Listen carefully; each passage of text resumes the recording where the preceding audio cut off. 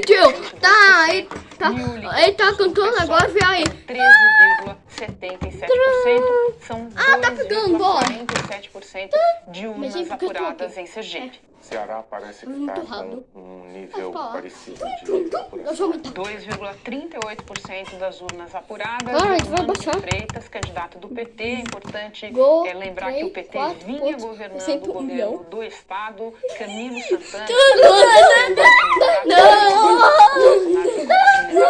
é candidato ao Senado.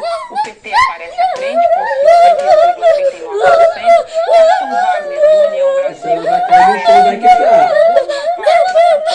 agora, com esse tanto de votos, aparecendo em segundo, com 31,80% dos votos. E quem está aparecendo bem atrás é o ex-prefeito de Fortaleza, Roberto Cláudio, do PDT, que é o candidato dos irmãos Ferreira Gomes, do candidato Ciro Gomes.